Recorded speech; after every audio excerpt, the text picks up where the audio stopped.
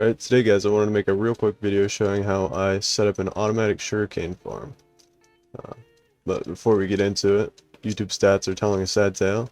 Only 1% of my viewers are subscribed, so if this video does help you out in making an automatic sugarcane farm, then hitting that subscribe button would be much appreciated. And also that like button.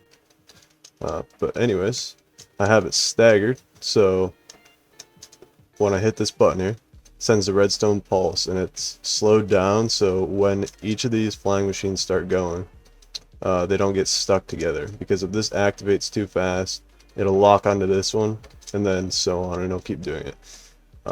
Lots of trial and error, but this seems to be the best way. Just slow these down, and you do need a block like obsidian to stop it. You just put it up against this piston here. I'm going to go into my redstone world here shortly and just show you how to make one of these flying machines, but I'm going to show you guys this real quick on here being used. And then underneath of the flying machine you just have fence gates and hopper minecart. And you just have to have a block on the opposite side, because when this goes, when it starts pushing, this hopper minecart will work its way out in front of the fence gate. And then by the time it gets to the other end, if you just have it turn around and come back, this will be behind the machine and it won't bring it back. So you just have to have a block like on this side, and then on the other side it'll be on the other side. But here, we'll activate it real quick. We'll send it off and you can see it. As you can see, it sends this one first, then that one, and so on. But we'll head down to the other end. I'll show you guys how I send it back. Because since I sent it out on the side I'm on right now first, I have to activate the other end first. So what I have set up here is I have a detector down here, so when the final flying machine docks, it sees this flying machine and then it sends out the redstone signal, and you'll see here. As you can see, it sent that one, and then so on. And so they don't get linked up, because if I were to send that end down there first, they'd get stuck together.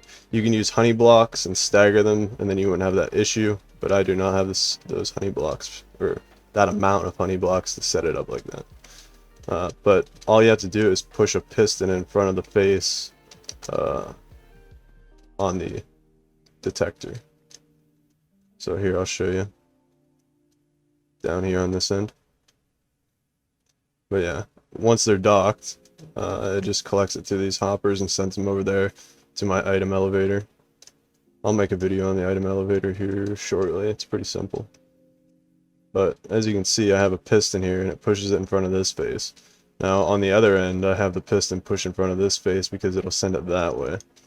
But the piston pushed in front of this face will send it this way. But here, we'll hop on the redstone server real quick, and I'll show you how simple these flying machines are. As you can see, this is all it takes right here, and then you can attach your slime blocks out. There is like a specific amount that they can hold, like fence posts or fence gates, I mean, before it just doesn't work anymore and the machine won't fly. But as you can see, this, I'm pretty sure this is the max size right there, because I don't think if I add anything else, I think I might be able to extend it, but as soon as I put the fence gate on far enough out for the gap for the sugarcane to be growing, it just stops working. So that's like the max size there. The sizes are off on my survival world because I had to stagger them so they could fly with the sugarcane properly and not drag minecarts over top of the sugarcane, because, well, oh yeah, I have it set up to automatically do it with this redstone clock here. I'll make a video on this redstone clock here shortly too. But I was thinking about implementing that on my survival world so it would automatically do it, but I really do not need that much sugarcane. There's so much. And what I get the sugarcane for is to trade with the villagers, and then I can get mending books, and I can trade for food, and I have so many emeralds on that world.